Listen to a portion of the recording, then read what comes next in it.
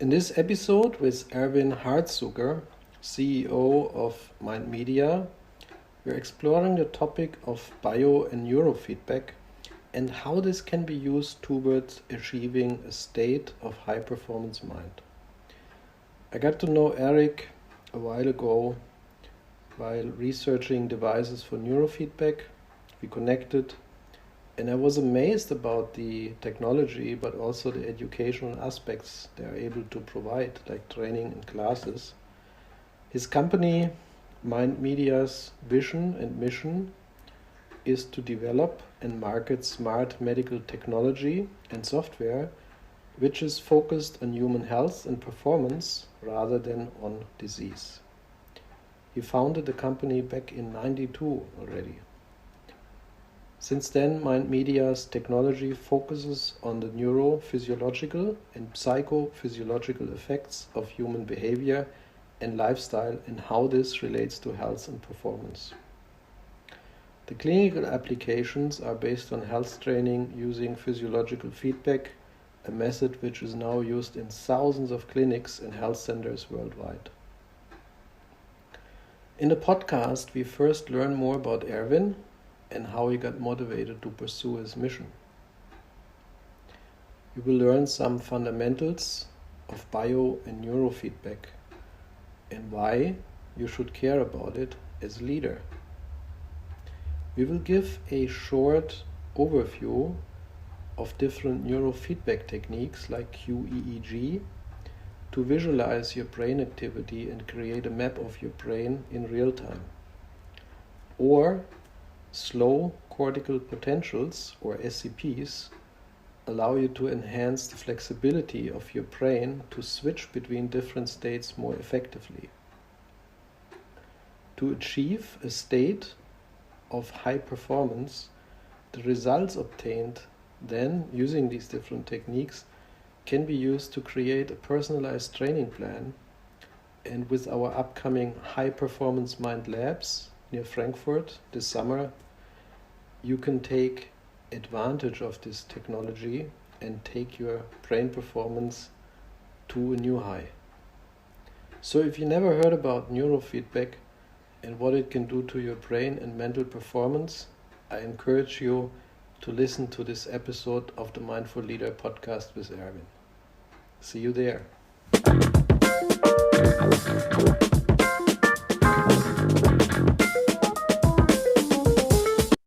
Hi, this is Reiner, founder of the Mindful Leader and host of the Mindful Leader podcast. Today I have a very special guest here, Erwin Hartsuiker, and he's the CEO of Mind Media, company located in Netherlands, which is focusing on a lot of new technologies that bridge the gap between, I would describe it as the human mind, the interface to the human mind. And some of you may have heard the term neurofeedback, right? To basically train your mind using neuro or biofeedback. Some of you may not never heard anything about that. So we'll actually define what these terms are later in this meeting and why you should actually care as a tech leader and things you can do with it. Interestingly, when I look back at Erwin's history, he's been with the company really from the early beginnings in the early 90s. So it's a long time, it goes back a long time, and there's probably a lot of interesting stuff that happened in this time. And nowadays, I feel, especially these topics, there is a change, perceived change happening, I would say, for me in the last 1 or 2 years, when more and more of these technologies that were originally designed maybe more for in the medical context, and more about, we'll talk about this later, basically treating certain type of diseases. But nowadays, I feel more and more this focus on prevention, of being more proactive, and actually focusing also on improving the performance of the mind. And as I incubated myself or created this program, the High Performance Mind, a while back, for tech leaders to really maximize the potential of their brain on one side. Brain is for me always the hardware, and then the mind, the software, the operating system that runs on the mind. It makes a lot of sense to, on one side, upgrade your hardware and make sure your brain is actually very healthy, and then to also optimize and debug, upgrade your software, which is your mind. And so there's technologies out there, a lot to do it, but not a lot of people, unfortunately, know. So that's why I'm really looking forward to this discussion today with Erwin. And also glad he took some time out of his busy schedule so that we can chat and explore this a little bit more. So welcome, Erwin. Yes, thank you, Reiner. Thanks for having me. Sure. So I already hinted towards that you founded originally a long time ago Mind Media. Maybe go even back a little bit further. How do you actually got there in this direction? I've seen that you're similar to me. You have a technical background, engineering, software engineering. Maybe start with a little bit of your story, how you got there, and then maybe fast forward a little bit to today, so to really get to know, so people can get to know you a little bit, what makes you, what motivates you. Yes. Well, so if I go back to the very beginning, a good point to start was the 80s, when computers were getting more and more powerful, and computers were actually things that you could buy in a shop. They wouldn't just be in a university somewhere in the basement, you know, these things with paper rolls and holes in it that they had in the 70s. And I decided then to become a software engineer, a software developer. And I was particularly interested already at that time in psychology, in neuroscience, in consciousness. But first of all, that really didn't exist much in the 80s. So I started working for some medical companies who were producing EEG equipment. In 1986, I started to work for a Dutch medical company that made one of the very first neuroimaging systems for 21 channels of EEG. So that's neuroimaging means you record a lot of brain activity with, let's say, 19 or 21 channels, and you visualize that in colors and you map that. So that was very, very early. Then I got into evoked potentials, but everything revolved around the EEG. So I was trained by various companies and did a lot of work there in the display of these signal processing. So that's all really very, very technical. But I did soon find out that my interest was not so much in disease and building very expensive and very complicated medical systems to measure how sick people are really, or how damaged their brain was, or what was wrong with them. And I found out that my interest is much more in the functional part of our health, not the dysfunctional part. And that's when I discovered the field of psychophysiology. Neuroscience is, of course, a part of psychophysiology. And soon also found out that that you could actually work with these signals. You could learn, you could train with them, and you could use them for clinical purposes. And that's, of course, what we're going to talk about today, the fields of bio and neurofeedback. So that's how it started. Oh yeah, that sounds like particularly going back in the 80s and 90s. I know for myself this was quite an exciting time, when what you said earlier around that computers actually were things that you can buy for home, right? And again, those were in the 70s, 80s. I remember like this very outdated mainframe technology and all that stuff. So that was great when you can actually get a hands on these computers yourself and can start doing some cool stuff. So, but the interesting part is that somehow you got from a very deep, from an engineering focus, more and more in looking in terms of what can be done with these things that can actually, with these technologies around bio and neurofeedback, to really help people yes, basically focusing more on the health part, less on the disease part. But maybe before we even get there, still a good or short brief explanation, what is biofeedback maybe, or what is neurofeedback? That would be helpful. Yes, so these terms have been around for quite a long time. They're not entirely new in that sense. They've been known since the 60s and 70s. And essentially it started in the United States, where people started to become interested. Can we use these signals that we measure? And we're talking about complicated signals like the brain, but we're also talking about simpler signals like the electrical pulses that are generated when muscles are active, the EMG, so muscle activity.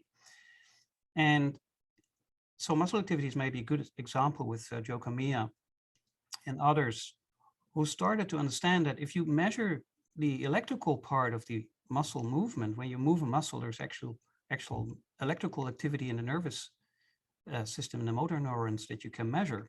And they realized, hey, you can actually work with this. It's not just for analysis and recording something and then looking at it on a piece of paper, but you can actually use the muscle activity with a computer or a device and have people train with it.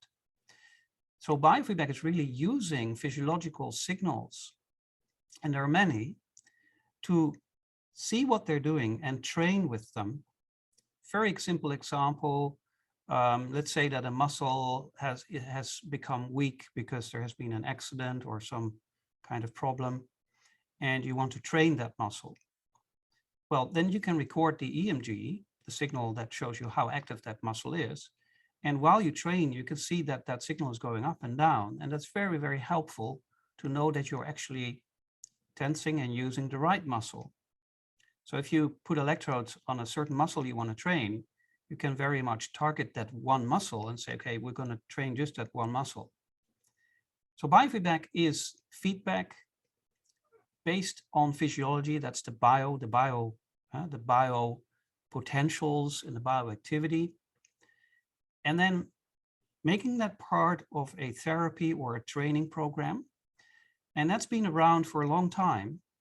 So since the 60s and 70s, but the technology and the software has gone through many evolutions. And that's a whole different situation now compared with the computers and software we have done with the 70s, obviously. Yeah, that makes sense. There's a lot of things that happened since then. And so biofeedback is basically physiological signals that you can measure using particular devices and combine it with software. And then you can start actually to train something based on what you described as a feedback loop. And then the person learns from this as part of the training. Then there's neurofeedback. Then maybe put the a bridge towards the neurofeedback. Yeah, so biofeedback uses signals that we can see mostly. Muscle you can see, we can see the respiration, you can feel the heart rate and the heartbeat. Neurofeedback works, of course, directly on the central nervous system, on the brain. You could say biofeedback works mostly on the peripheral nervous system, the autonomic nervous system. But the central nervous system, our brain, is something that you don't feel. When you tense a muscle, you can also feel that the muscle tenses, you see it, you feel it, and then there's an electrical signal that shows you how active that muscle is. But with the brain, you can't do that. Neurofeedback is a direct brain activity feedback from the brain. And that's, of course, a signal that you're not aware of. The EEG is not something that we are aware of. We are only aware of our, let's say, inner state. And that got my interest in the 90s because I said to myself, well, I've worked with EEG equipment and software now for a number of years, but I'm really interested, what is the relationship? What are the correlations between the electrical brain activity that we can measure so well and behavior or our state of consciousness? Mm-hmm. And when you work with EEG and you start using it to train the state of the brain and the mind, that's when you call this neurofeedback. You wouldn't call that biofeedback. That's, yeah, I think that is helpful too, and makes a lot of sense to distinguish these two. So neurofeedback, and that got you excited. You mentioned back in the 90s already. And so how did you approach it for yourself? Like what kind of experiments did you get into? Yeah, so this was in 1991. And by then I had worked for medical companies for about 5 years. And we had built some specific amplifier technology for evoked potentials, even brainstem evoked potentials, which is pretty advanced for that time. And then I realized that I could modify that system and the software that we had built and create that to build one of the first, or probably the first, computerized neurofeedback system in Europe. So we modified existing medical technology. And that's when I said, well, hey, I've worked for several companies now, but I think I could start my own company and I want to try this out. So we built, I got all the savings that I had on the bank, which wasn't much, you know, it was something like $5,000, or, you know, in that time it was guilders. And we built, with that last money that I had, I built 10 units that were modified from this medical evoked potential system, which was hugely expensive, but, you know, this system had to be much more low cost, and the software. And then I said, okay, let's do an experiment. This is now actually displaying this EEG activity on a standard low-cost computer, which were becoming available in 1992. I'm sure you remember the IBM AT, you know, you could buy them for a few thousand marks or guilders, or that's where I got started. And I advertised those systems in several magazines. And then I simply waited and see, okay, well, you know, do people understand what I'm doing? By that time in 1992, nobody knew what neurofeedback was, or biofeedback even. When I spoke about this to medical doctors, they said, well, I don't know what is this, you know, it sounds crazy that you do something with the EEG, like you're saying, because the EEG can only be used to see if somebody's brain is damaged, you know, what you're doing is ridiculous. I said, well, I don't think it's ridiculous. So those 10 systems that were built with my last money, I actually sold one to my amazement pretty soon after that advertisement was out. A psychiatrist in The Hague, I still remember that, wanted to have the system because he worked with patients, and he said, I'm very interested to include the EEG in my clinical practice. I said, well, hey, this is a machine and this is what it does. And he said, I like it, I buy it. So that was my very, very first sale ever. And then a few others followed and said, okay, well, I feel safe now. I'm going to start this business and I'm going to call it Mind Media. And that's how it started in October 1992. Oh yeah, that sounds almost like back in those days when I went to the Silicon Valley, the typical like the garage setup, right? You build these boxes or these devices, taking all your money and then see what happens. So this sounds fascinating. Did you then, once you had those devices, did you then experiment a lot on yourself, basically figuring out what can I now train in particular? Or how did you approach it, basically? Yes, well, the first person ever that I connected to that system, and that was called the Brain Tracer.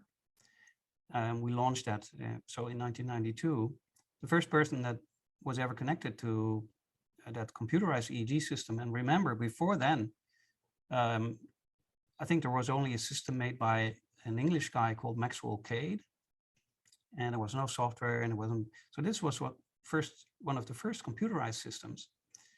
Of course, I connected myself to it to test how it would work.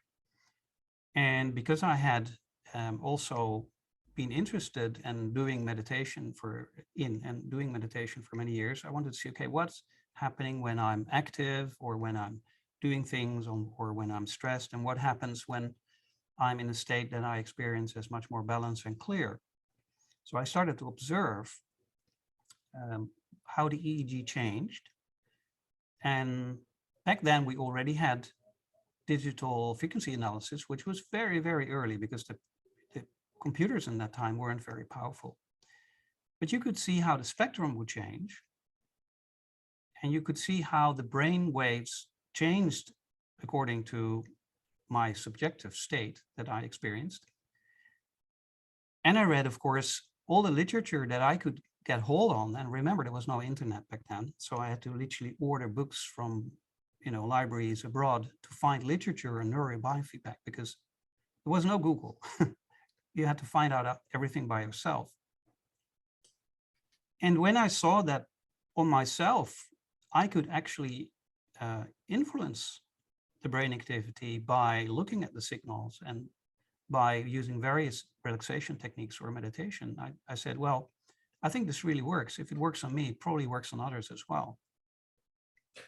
That's actually, that sounds like, so you said that was in the 90s sometime. That sounds to me like one of the origins actually of biohacking, if you think about it, right? I mean, maybe mind hacking, but what you're describing is that what you actually did was, okay, let's look at how the brain behaves. What kind of signals do I see?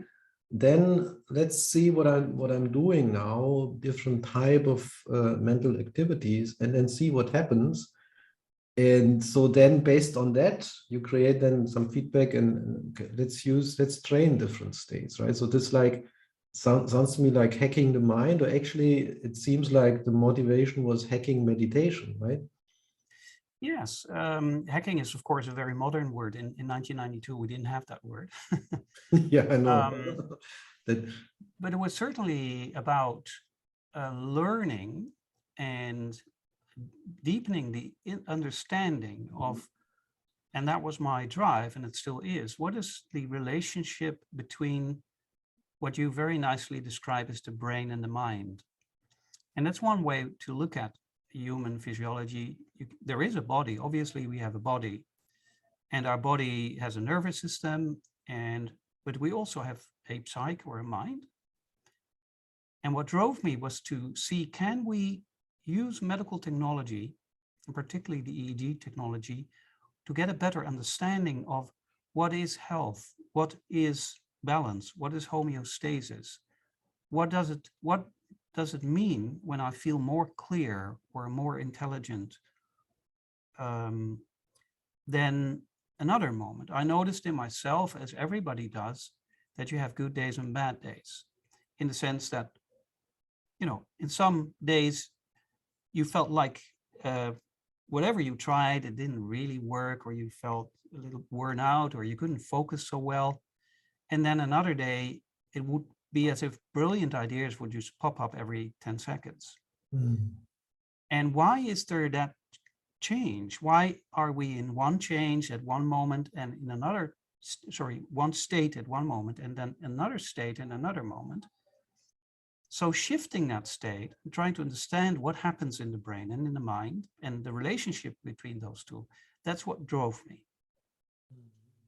And then what were some of those early insights when you were looking at the mind and the brain and what's happening there, and just curious? Yeah, well, the insights that I got, and also by reading literature, because, I can't use myself as a single case study. That's a little,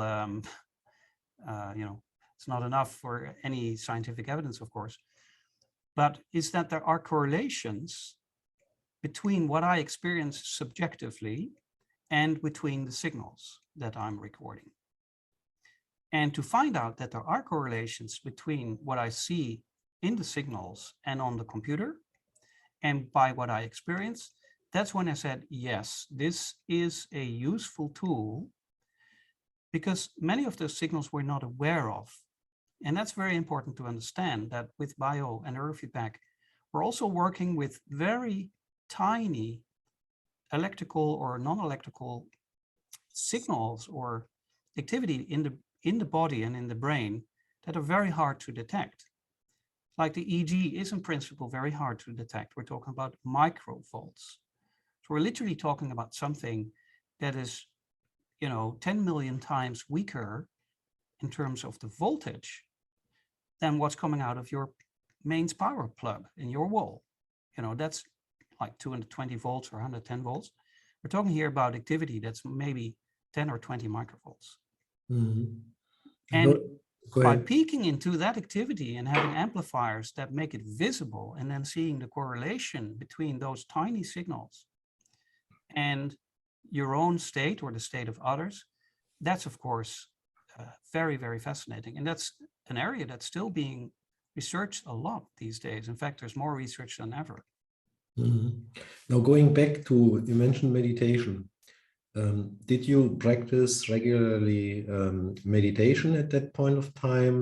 Did you then do an assessment? Because one of the questions I usually hear from tech leaders is, am I meditating right? So that question usually comes up. Was there insights then that you got into your own meditation practice and how to take it to the next level? Yes. So I used various meditation practices, and I don't think that any particular practice is the best one. I experienced both with sitting in the classical yoga poses in a quiet room and just being with the silence and feeling everything that comes up, seeing everything that comes up, but not adding to it. Another technique I experienced with, I observed very early in my life that what we call thinking, the thinking mind or thought, is actually something that can go, let's say, on and go in repetitive cycles and repeat itself over and over and try to work something out. Whereas there are limitations to thought or thinking. And some of the best insights happen not when you try to stressfully think yourself out of something or a situation, but when the thinking stops and there's just awareness. And so that made clear to me that thinking itself, however useful it is not the only state that we have available to us as humans to be intelligent. There's intelligence that doesn't require thinking or thinking stressfully, but in fact in silence and in kind of a silent balance where you feel very aware, that intelligence could be far greater. So I would experiment with these various meditation techniques and do recordings and then see and try to understand what happened in the EEG. Now, sometimes I could see effects. So what are these effects? I could see that slow waves would come up, alpha and theta waves. And I could see that the EEG became more quiet.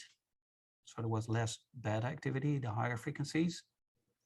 And at other times, I have to be honest, also, I did not see any change in the EEG, although I did experience subjective changes. So we have to understand that however beautiful and interesting the EEG is, it's not the superior end of all tool to understand everything. There's still a lot that we do not understand. Mm-hmm. Yeah, that's I think the insight that you got out is that no thinking or a calm state of mind is where actually, as an example, a lot of creativity can flow. So it can be solved without thinking. And I'm sure that some of the listeners may actually resonate with this style. Like, as an example, myself, I got my best ideas in the 90s, or whenever I did a lot of inventions and filed patents and all that stuff and doing innovation. Yeah, a lot of those ideas, they came to me taking a shower, commuting to work with my car, right? Or in environments where I didn't have to think. So this really calm state of mind and not the thinking mind, right? And then unfortunately, the intellectual approach, many of the tech leaders are still in there, are in this high overdrive state of mind activity. So a lot of thinking activity, and this is actually counterproductive. It's actually not where the good ideas originating from. So that goes in a similar direction. The other thing you mentioned was you talked about slow waves. And for the listener, right, there is delta waves, there is theta waves, they're definitely in a slower range. There's alpha waves between 8 and 12 hertz, and then there is beta, high beta on top of it, even gamma. So there's a range of these brain waves nowadays. And I remember myself when I first looked at the spectrum in real time, putting my brain on the EEG and then looking at the results on a wall, basically big projector, right, projecting my brain, the brain waves on the wall. I said, "Oh my goodness, this is cool," right? But then I noticed there's lots of beta, so more high frequency activity going on per default. And for me, for instance, I was always interested, how can I meditate, get into a better meditative state? And what I realized at a much later point, I started getting into this topic, for instance, of mindfulness and meditation about 10 years ago. And sometimes meditation worked well, then the other times it didn't work at all. There was just too much mind noise. And then just a few years ago, when I got into neurofeedback, I realized that, yeah, the problem is basically there's too much beta, there's too much thinking noise going on. And on the other hand, there was not enough alpha, right? Alpha waves between 8 and 12 hertz, which I consider the bridge between the conscious and subconscious mind, right? Which there wasn't enough there. And so, in fact, if you look at this, there is you can actually see what's going on in terms of the quality of your current meditation and how your mind actually works. Now, then going back with the question, now when you actually seen these things for yourself and you explored different states, what were your thoughts and how could you now use the technology to actually optimize the states of the brain? Yeah, so I saw my role in this field as let's say, as a pioneer, because in 1992, there weren't any computerized biofeedback systems or neurofeedback systems, at least not many. I saw my role as providing the best possible tools for both researchers and clinicians to dive into this field. So I'm not a clinician. I don't have any medical background, but I do have a clear understanding of the physiology and the signals and the processing that are needed to make those signals visible and to interpret them from the, let's say, the technological point of view, from the physiological technological point of view. That's what I've been doing. And my mission and vision is really to provide to the professional users, the researchers, the clinicians, the therapists, the best possible tools so that they can work with their clients and patients and make a difference in the world. And then make a difference in terms of health and not of disease. And I'm very proud to see, that our Nexus technology, that's how we've named it after 2003, have been used by many very famous universities to do very exciting research. And that there are now thousands of users and clinics who train people every day with this technology. So that's where I see my role. But the motivation that we can become empowered and responsible for our own health, but also that includes our own, let's say, inner state, our own inner state of balance. I consider that to be part of health. You could call that psychological health or however you would name that, but that's part of health. Yes. If we switch back to the chronic thinking, for instance, part, I think we have all raised by, also in our occasion, to appreciate our rational qualities and the human intelligence, but we've always translated that very narrow into thinking. I totally recognize that thinking is a super useful process, but overthinking and chronic thinking is a different matter. So if you compare it to a muscle, let's compare, this is a very simplistic approach now because the brain is very complex, but there's still some truth in it. When you compare the brain, which is a very complex organ, to a simple organ like a muscle. Okay, so a muscle, the optimal state of a muscle is when it's mellow, when there's good blood flow, when it's not constantly in a state of tension. When a muscle is constantly in a state of tension, of activation, at one point you develop a cramp or a pain, and the blood flow is restricted and that muscle becomes painful, etc. So a muscle is something that should be both, let's say, in a calm and relaxed state when it's not necessary, and it should, in order to be strong, it should be used some of the time. So the muscle should not be used never, and it should not be used all the time. There's a balance. And the same is for me true in the brain, that we think that the thought, our quality of thought and our capacity to think is the only intelligence that we have. And it's not true. It's just like the muscle. When the muscle isn't chronically tense, it gets into an homeostasis, a state of balance. And the same is true for the mind. The mind can be in a state of balance. At some points, some moments in time, just like a muscle, it can spike and it can be very active, and it can, just like a muscle that needs to work hard. And then after that, it can regenerate and just be in a state of equanimity. And in that state of equanimity, my personal experience, and the experience, I think, of thousands or even millions of people in the world, is that they're way more clear in their head. And they can peek much deeper into maybe questions that they have or insights that they have than when they're in a state of chronic thinking. And of course, then we're back to meditation, because meditation is a word that's being used for people, using techniques to be in that balanced state. Now, neurofeedback and meditation can be linked in the sense that neurofeedback can show how the brain activity changes when you use various relaxation or meditation techniques.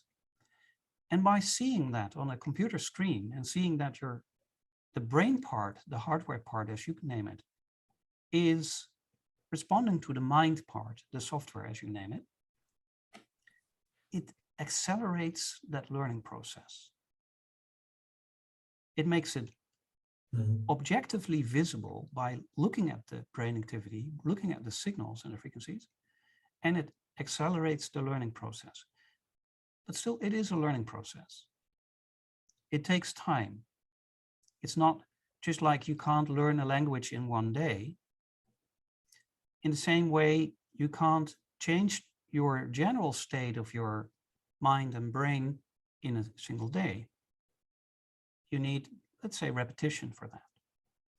And therefore, if people use neurofeedback clinically, let's say for ADHD, for attention problems, for sleep disorders, or for stress-related disorders, and so on, typically you would have a number of sessions, and that could be quite a lot of sessions, like 20 sessions, 30 sessions. It's not uncommon, because you're retraining the brain to be in a different state. And when people have trained their brain in a way to always be in a state of anxiety, chronic thinking, stress, then it's a kind of programming that they've done to their nervous system for years. And then you could say it's like a kind of reprogramming, although I don't like that word. It's more like going back to your natural state and unlearning that chronic behavior. So yeah, that's how I view this. Neurofeedback enables a learning process. It speeds it up. It gives you objective proof and objective information about what is happening in your physiology, in your brain, in your nervous system. And that's just very, very helpful and very interesting. And we're still discovering how it can help people to be in a better state, better health. And that includes the mind, yes.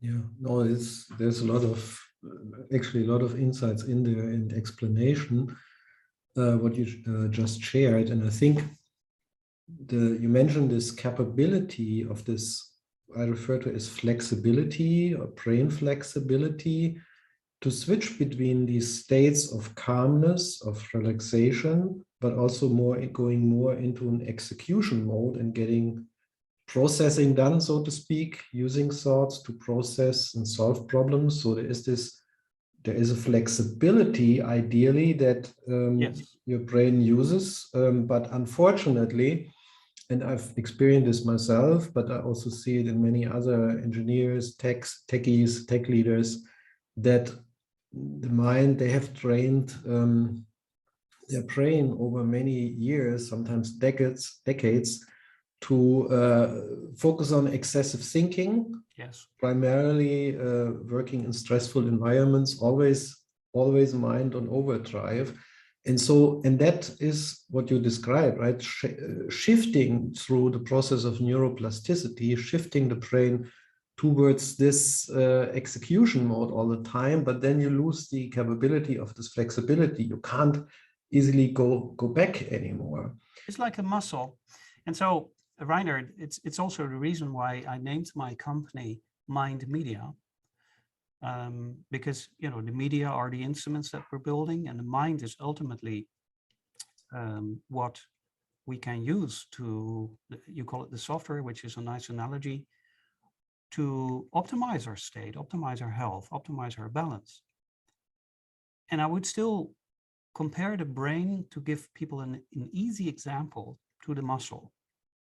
I know it's simplistic, but it's useful analogy, because you can explain to people, if you completely always tense a muscle, then it becomes more dysfunctional, it becomes cramped, you get pain. And then at the time when you really need that muscle to do something, it's not at all in an optimal state. Yeah. Because it's been overloaded all the time. Absolutely. And I really like this analogy with the muscle.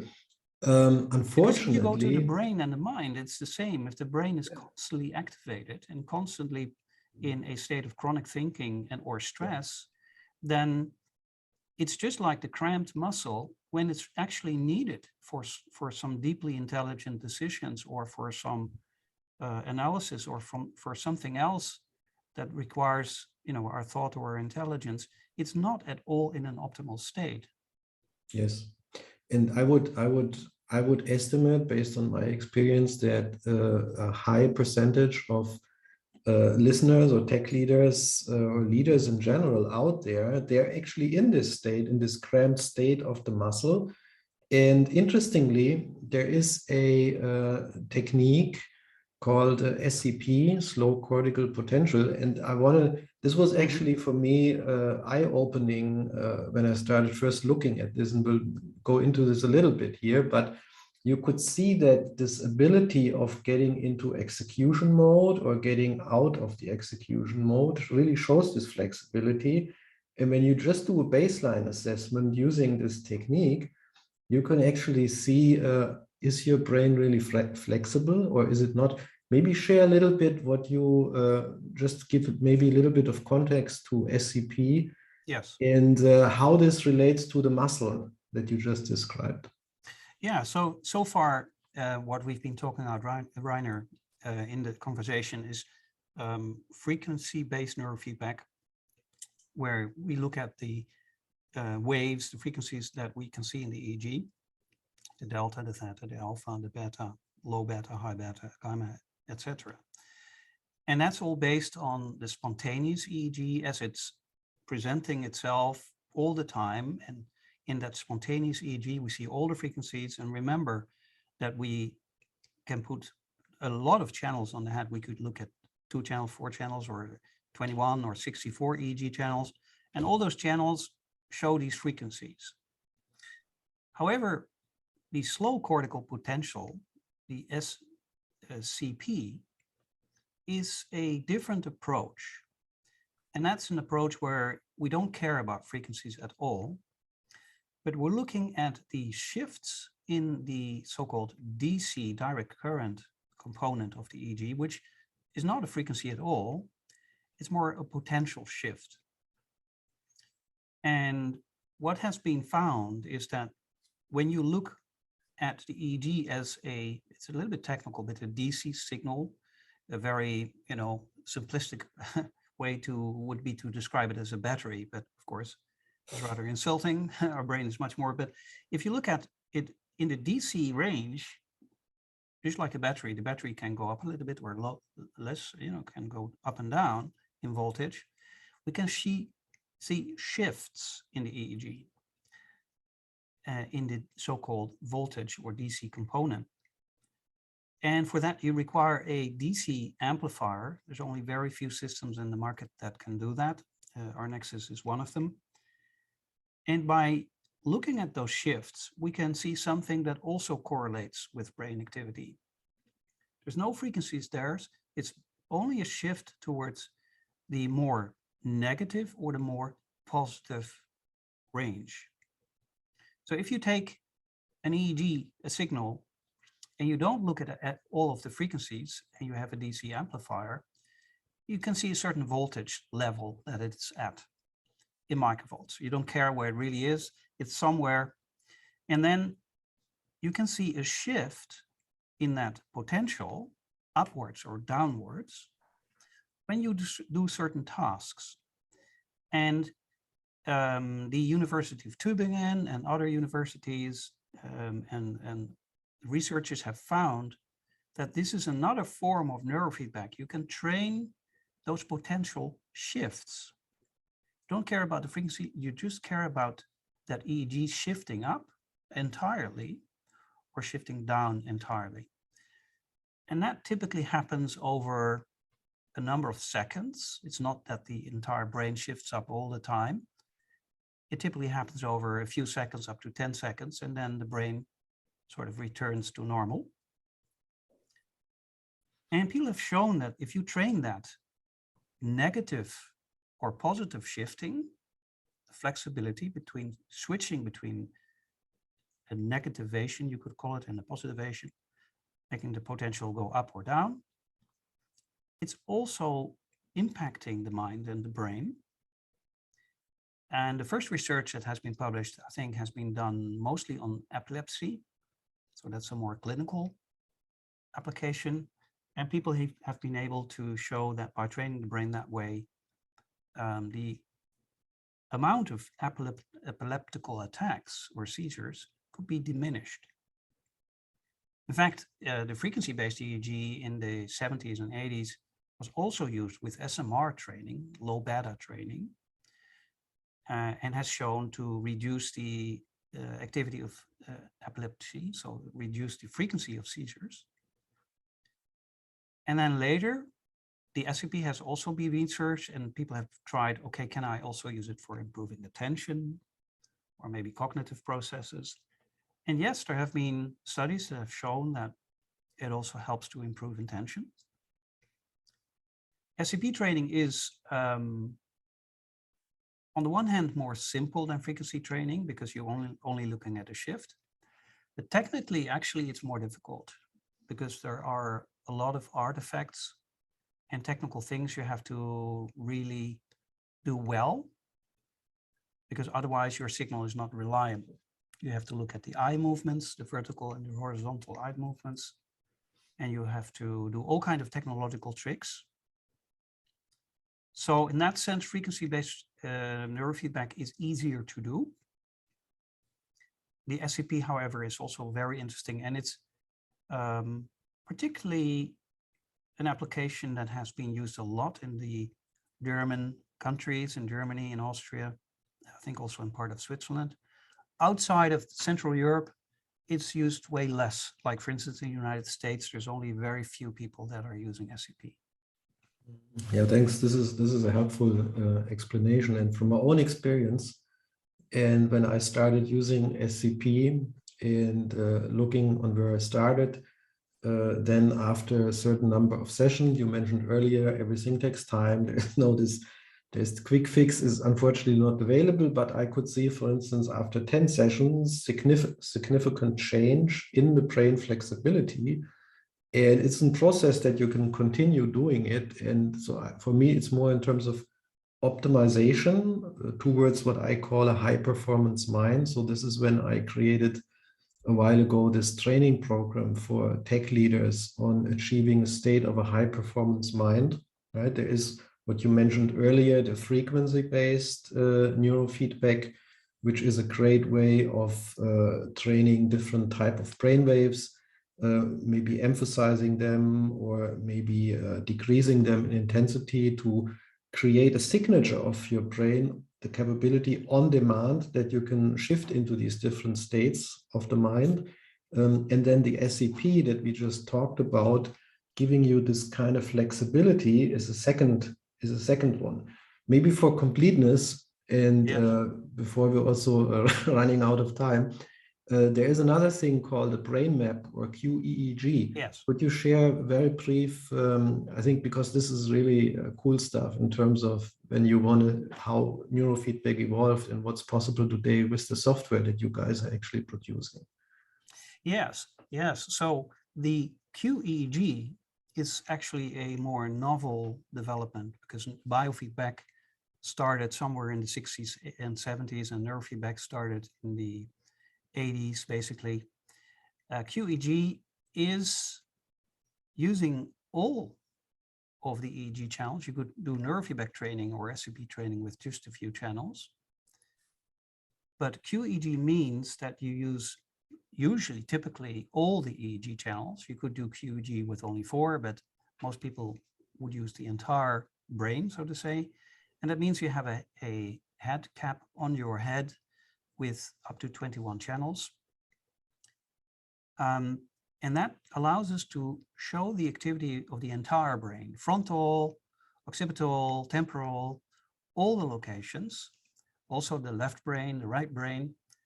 And what we do is we do a real-time analysis of the activity, also frequency analysis, and then we display the head as seen from above. So you see like an oval circle or an oval form. And the activity is displayed as colors. And that's a neuroimaging technique.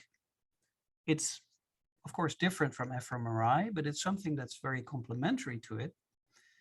Because in fMRI, as you know, you can't have a very high temporal resolution. You don't see any signals changing in time, but you have a very high spatial resolution. You can look very deep into the brain. With QEEG, what we're doing is we're measuring all the EEG channels. We're displaying them as a 2D or 3D color image that shows you in real time how all the frequencies are changing in the brain. And that's fascinating because you see the entire brain at work. You can see how regions become more activated and less activated. And then you record typically 10, 20, 30 minutes of data. You can train with the data also, but for the QEEG analysis, where you want to see, okay, what's happening in the brain on average, you would store a recording like that, where people just sit calmly with the eyes open and eyes closed and so on. And then you run that through a database analysis. And that just means you want to see how much does the EEG deviate from the average EEG. And the average EEG is then something you have collected over hundreds or thousands of people for a certain age. So if you want to know how does my brain look like, let's say you're 40 years old. How does my brain compare to the average 40-year-old in delta, theta, alpha, beta, etc., in all these frequencies for all the locations on your head? And with a QEEG analysis, we can see which part of the brain are different or deviate from the normal activity on that particular location. So we're looking at all the locations. And then it might turn out that for some people, they have a very high frontal beta activity compared to the average person. Now, most clinicians would already see that. Like you said, when you started training, I could observe there was a lot of beta here and there. That means you already compare it to something which you say, this is more normal and my beta is higher. And that's what you do with QEEG, except you do it very precisely. You have very precise recordings, very precise statistics. So I would say that makes it much more objective. And then based on that objective report, you can look at the entire brain and all the locations and all the activities and see, okay, what's happening here? Now, that still doesn't mean that we understand everything that we are seeing, but we can quantify it very precisely. And we can generate very accurate statistics. And then it's really comparing your brain activity to that database. Say, how does my brain activity compare to these hundreds of others of people? And is there something we can see that is maybe remarkable or different?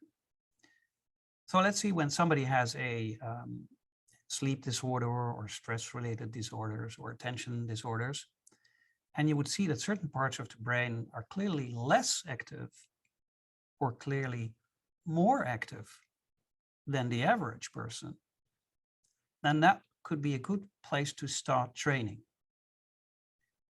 If you would see a lot of, let's say, frontal data, or you see a lot of central theta, or then that gives you information what to train. And more people are using this now because they don't simply want to train on the standard position and then think, okay, well, let's try if this helps. They want to have more information and see, okay, maybe I should train more the left part, the frontal part. So QEEG is a field that's growing. And I expect that more and more people and clinicians will be using it, but not every clinician. I think some people will specialize in the QEEG. You have to feel comfortable with placing all the electrodes on the head, and it's some more work. So there might also be clinicians or therapists that say, well, I'm just interested in doing that pre and post. So a QEEG test before I'm going in the training. Then I go somewhere to train. And then a few months later, I do a post test and just compare and see what has changed, what has improved. That's helpful explanation. So now we have actually three things, right? We have the frequency-based approaches with neurofeedback. We talked about the SEP, which is a different way of looking at the flexibility of the brain. And then there is the QEEG, which is kind of cool, that generates in real time a map of your brain and really showing what's going on. And then you have mentioned then there is certain states that you may actually uncover for yourself in the first time. Maybe there's a state that you can't focus well enough. You would actually see that in these type of different approaches. You could see that, oh yeah, there is a certain, I can now see that this, for instance, state of brain here is actually generated because of my lack of focus, for instance, is based on... Yes, it could be that it's correlated to that. Mm-hmm. We have to be clear that the QEEG, if you look at these brain maps, you can look at them in real time to train with or to observe during a recording. And then if this analysis is made, you see them on a piece of paper or on a screen. It's not that we can then tell what somebody thought about, or we can't see from the image that somebody has this or that problem. It's not like that. But it's then up to the clinician or the researcher to correlate what they see in the neuroimaging and correlate that with their client, their specific client or patient, and then see the patterns. And maybe it's an interesting way to close or finish, let's say, what we're talking about by also mentioning that neuro and biofeedback are forms of individualized medicine. You really want to work with every patient in their own way, because some people will have a natural high level of maybe slow waves, and it's not a problem. It's just their natural state. Other people have more beta, and you can't say there's one way to train everyone. It's simply not true.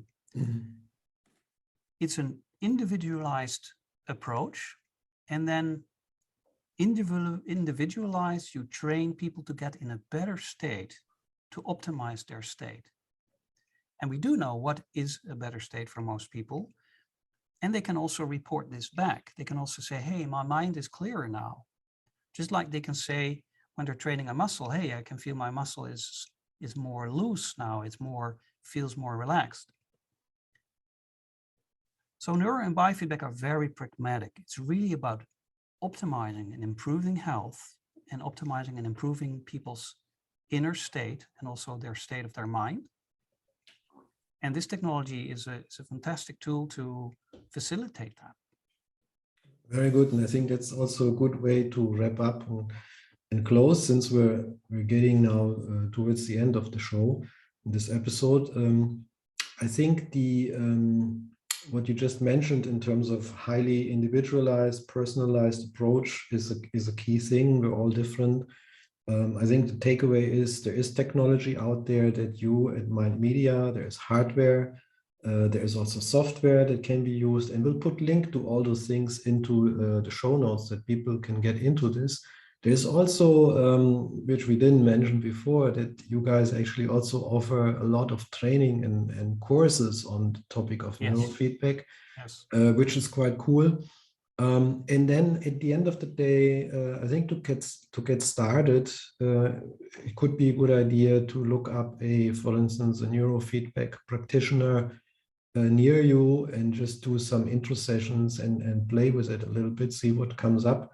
On my side, as we're talking right now, I'm currently working on building what I call the high performance mind labs, which will have all those technologies available. So for tech leaders or other person who really interested in optimizing brain performance. So all those things will be there, and I'll talk about this at a later point in more detail. But I think for me personally, I can fully relate to what you mentioned earlier, in terms of, and that may be similar. What got me fascinating is in the first time you actually see your mind on the wall in real time in front of you, you see the brain map, you see all that stuff going on, and then you see things you probably get a better understanding. This is why this is, for instance, there's so much thinking there. You see it. Yes. But then you're not left in terms of that's how it needs to be. You can actually make choices. You can say, let's go a little bit more in this mode. Let's generate more flexibility in the brain. Let's start to optimize it. And so the technology is there. What you guys building the technology, there's the software available that helps practitioners to really get cutting edge stuff out of it. And then there is these practitioners or labs that are available, and hopefully more and more that you can choose from. And then it's a journey. And I think it's probably also my closing. It's a journey. Is there any word of advice, like one last tip that you would put out to the audience in terms of motivate to get going? Yes, well, you already mentioned that we are doing more and more education and workshops and courses. These courses are also BCIA certified. That's an American institute, Biofeedback Certification Institute. They're both available in German, the German language, and English. And we have now acquired or taken over the American branch, which is called STENS Academy. So that's the word and the brand we'll be using in the future for our education. So I would advise people, if they want to really go deep into this and learn, that they also do some workshops. And they can do them with various, we're not the only one offering workshops. There's various companies that do that, or organizations. But our organization is called STENS Academy. It's using the Nexus systems. And it's an excellent way to go into